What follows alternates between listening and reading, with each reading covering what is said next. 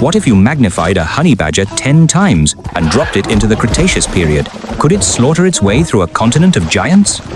Magnified 10 times, your body approaches 33 feet in length, and your weight skyrockets to 15 tons.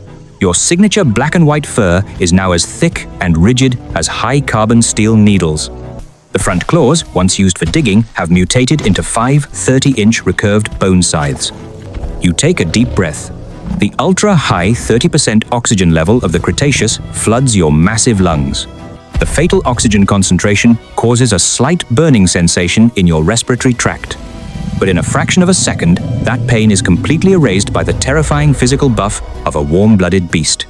However, this 15-ton physique comes with a catastrophic biological cost. Your magnified digestive system is a bottomless black hole. Stomach acid violently erodes your stomach lining, bringing waves of agonizing cramps. If you don't consume at least a ton of high-quality protein in the next 3 hours, you will fall into a hypoglycemic coma and become an all-you-can-eat buffet for the local carnivores. Keeping your center of gravity low, your belly practically brushing the damp ferns, you silently stalk through the towering 30-foot tree ferns. Soon, your hypersensitive olfactory nerves catch the distinct musky scent of a herbivore half a mile away. You lock onto your target, a 40-foot adult Edmontosaurus. It's lowering its wide beak to graze on low-hanging shrubs. If you were a native Cretaceous predator like a Carnotaurus, you might launch a reckless, straight-line charge. But you are not. You possess the highly evolved, ruthlessly efficient tactics of a modern mammal. You know exactly how much ground-shaking noise your 15-ton body would make in a full sprint. Instead, you opt for the most sinister and efficient assassin tactic. Using the wind to your advantage, you perfectly conceal your massive frame in the blind spots of the shadows. The microsecond the Edmontosaurus lifts its head to chew, creating a visual blind spot, you silently close the distance. By the time it notices you are already right in front of it. Exploiting its panic, you drive your massive weight into its flank, forcing it down. Like a heavy-duty hydraulic press, your jaws instantly lock onto its neck. With your bite force magnified 10 times, the pressure is suffocating. Crack. A sickening, bone-shattering sound echoes. Your 24-inch canine teeth pierce straight through its thick armor, flawlessly pulverizing its cervical vertebrae and central nervous system. It dies before it can even scream. You pin the corpse down with your front claws and begin a frantic feast. The warm blood flowing from the corners of your mouth immediately relieves your collapsing energy reserves. Half a month into your prehistoric reign, you encounter your first sweet treat. You obliterate a massive beehive. After gorging on honey, you resume patrolling your territory. Suddenly, you smell heavy blood. Your sensitive ears catch a faint rustling sound. You lock onto a cycad bush nearby. There, a tiny, 3-foot-long baby Triceratops is shivering, staring at you. It is covered in dried mud and mucus, the 3 signature horns on its head still just soft, fleshy bumps. Not far away lies the mutilated, massive corpse of an adult Triceratops, clearly the victim of an apex predator. According to your instincts as a ruthless killer, this baby is nothing more than a trivial dessert. You open your blood-stained jaws, exhaling the strong, sweet scent of honey directly into its face. The baby doesn't run. Its underdeveloped nervous system is completely paralyzed by fear. But right then, a bizarre chemical reaction spanning 66 million years erupts in your cerebral cortex. Perhaps the highly developed limbic system of a modern mammal secretes a trace of oxytocin. Or perhaps, in this alien ancient hell, your 10 times magnified loneliness finally overrides your bloodlust. You don't eat it. Instead, you drop a massive chunk of honeycomb in front of it. The baby freezes, but extreme hunger finally conquers its fear, and it begins to devour the honey. From this moment on, the most absurd and deadly duo is born on the cruel Cretaceous continent, a multi-ton, magnified honey badger dragging a baby herbivore along as it wreaks havoc through hell. Time flies on the savage continent. Over the next 3 years, relying on absolute size and the insane genetics of the honey badger, you establish absolute dominance in this territory. Under your protection, the baby Triceratops rapidly grows into a 1-ton sub-adult. But the cruelty of the Cretaceous always exceeds your imagination. One evening, while drinking by a dry riverbed, the air is suddenly filled with an overwhelming stench of rotting meat mixed with sulfur. It is a 12-ton, prime adult Tyrannosaurus rex. Its target isn't you, it's the tender meat of your Triceratops companion. The apex predator's eyes gleam with cold, murderous intent. Any other creature facing this 45-foot-long behemoth would abandon the dead weight and run for its life.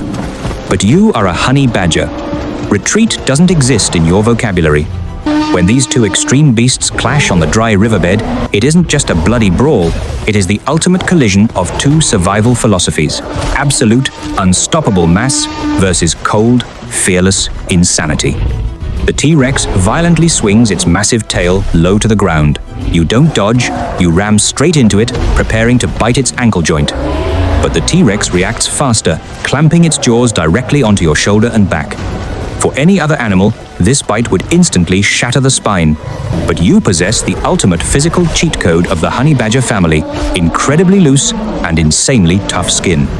The T-Rex's teeth pierce your epidermis, but it realizes in horror that it cannot grip your bones or muscles. Your loose skin acts like an oversized, heavy-duty rubber hazmat suit.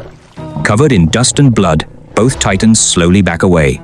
Suppressing the urge for a deathmatch, the two scarred beasts drag their heavy bodies back into the ancient jungle. You lead your traumatized Triceratops back to your hidden cave sanctuary.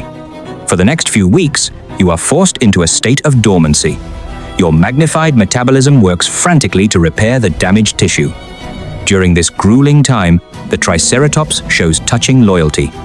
Every day, it risks its life to leave the cave and bring back scraps left by other predators, occasionally bringing large pieces of honeycomb. It even uses its tongue to gently clean the necrotic tissue around your wounds. The bond between you is forged into something unbreakable through blood and pain.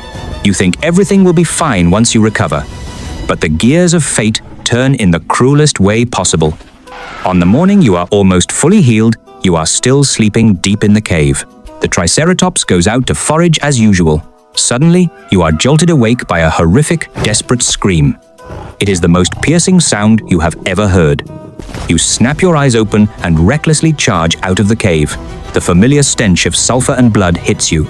Your heart sinks. You track the scent through the dense forest. When you break through the trees, your pupils shrink to pinpricks. The final wall of reason in your brain instantly crumbles. It's that same T-Rex. It is pinning the body of a young Triceratops under its massive foot. The Triceratops's frill is completely crushed, its 3 half-grown horns snapped off. It stares blankly in your direction, letting out one final faint wheeze before losing all signs of life.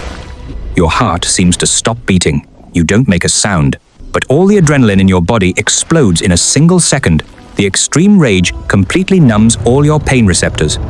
You go completely dark.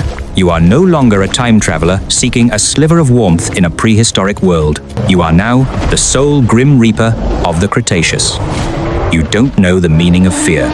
Without a single second of hesitation, you launch a suicidal, fearless charge at the undisputed tyrant of the prehistoric world. The T-Rex is enraged by this sudden, insane assault. It wildly thrashes its massive head, trying to bite you in half. But once again, your thick, incredibly tough fur perfectly neutralizes the fatal bites. Because it just finished a hunt, the T-Rex's stamina is completely depleted. You keenly spot this fatal flaw and flawlessly lock onto its vulnerable jugular. The agonizing pain drives the T-Rex completely mad, trying to shake you off, but you stick to it like a parasite, refusing to let go. No matter how violently it thrashes, your jaws remain clamped shut. Blood erupts like a geyser. As the last ounce of life is drained from it, the unparalleled prehistoric tyrant completely loses its vitality. You release your grip from the mangled flesh, panting heavily. Your body is covered in fatal wounds. Your black and white fur dyed a dark, rusty red. Dragging your broken, massive body, you take step after agonizing step toward the mutilated remains of the Triceratops. But as you get close, you freeze. You realize that the torn young Triceratops isn't the one you raised. Dragging your heavily scarred body, you slowly make your way back to the cave. A short while later, your young Triceratops returns with food in its mouth. It looks at you, confused as to why your nearly healed wounds are suddenly so much worse. You look at the little Triceratops you raised with your own claws, and a complex emotion swells in your chest. At this moment, you finally realize you can never leave this little guy behind.